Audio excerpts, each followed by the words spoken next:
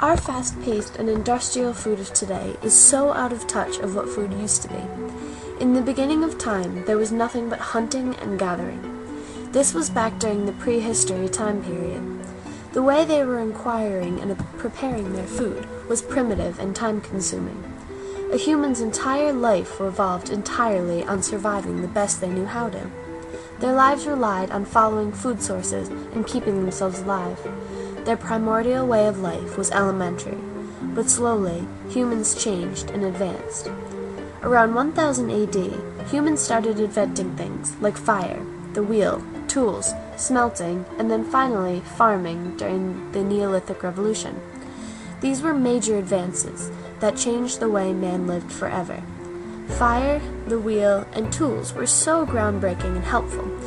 But the Neolithic Revolution was a time period that changed the way food was looked at forever, when man domesticated both plant and animal. In some opinions, farming was the most important discovery of that time period. It allowed for more food to be available for everyone. That revolution set off a wave of change and allowed new inventions to grow and multiply in a huge chain reaction. Without that first discovery, much more than half of the people on Earth would not be alive today. The years from the Neolithic Revolution on advanced like a snowball rolling down a hill, growing and increasing in speed. In the past 1,000 years alone, we have gone from Neanderthals to the evolved, civilized, modern humans that we are today. As the advancement continued on, we started getting more into the modern techniques of food production that has been pulling us further and further away from nature. Little farmhouses, human labor, natural growing, and small plantations have been replaced by GMOs, genetically modified organisms, CAFOs, concentrated animal feeding operations, large factory farms, and chemical plant and animal stimulants. In more developed places, such as North America, Europe, and Asia, this is especially true.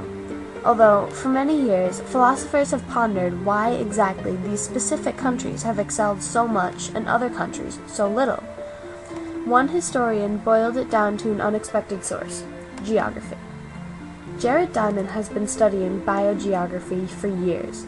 His theory is that geographic luck determines which countries thrive and which countries do not, and develop much slower. As history shows, the key to the success of a nation is sustainability.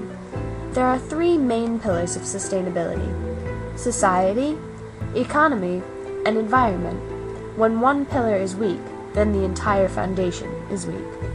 So Diamond proposed that overall, the reason for a country's success is their geographic luck. Even science has proven that there is no such thing as human subspecies, and all races are equal.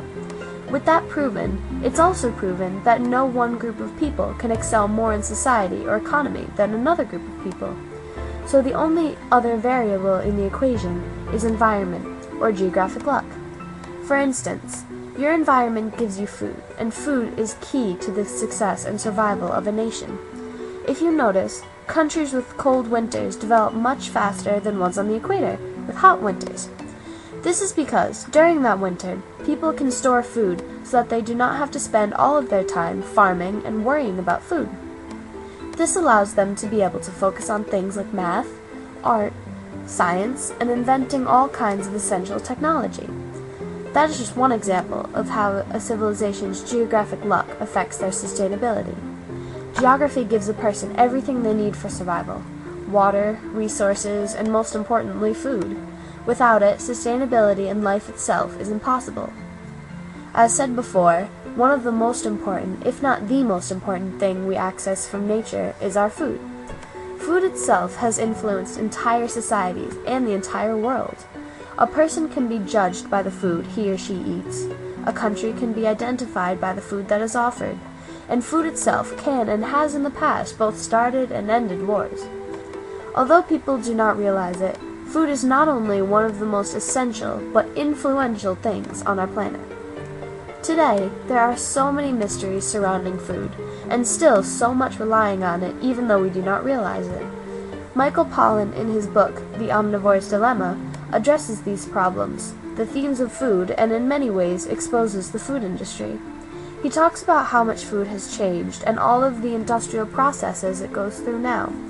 He relates it all back to older preparing and farming.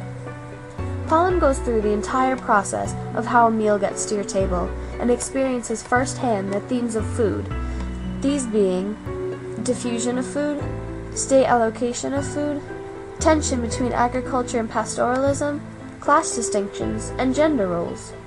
Although all of these are very important, Pollen's book and personal research on food especially shows how food sets class distinctions. Many years ago, food was one of the biggest class distinctions. Only the richest in the world could have imported foods from different countries.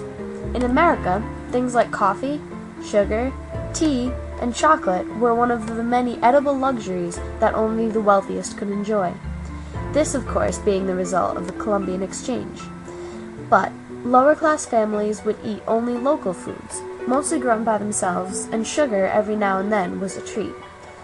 Things have turned almost all the way around today, and everyone has access to food from all over the world, but it still separates the rich from the poor. How much food, how expensive your food is, and even where you bought it can be a key distinction. For instance, today's organic food is very expensive because mass-produced food created with the help of chemicals is so much cheaper and easier to grow. So a wealthier household will be able to buy and cook a nice organic dinner. On the other hand, a less fortunate family would be eating processed food or fast food shipped in from a factory halfway across the country. These low-income families will be buying food from Price Right, fast food restaurants, and stores like the dollar store. In contrast, the higher class you are, the more you will eat at expensive gourmet restaurants, buy food from specialized food stores and organic stores.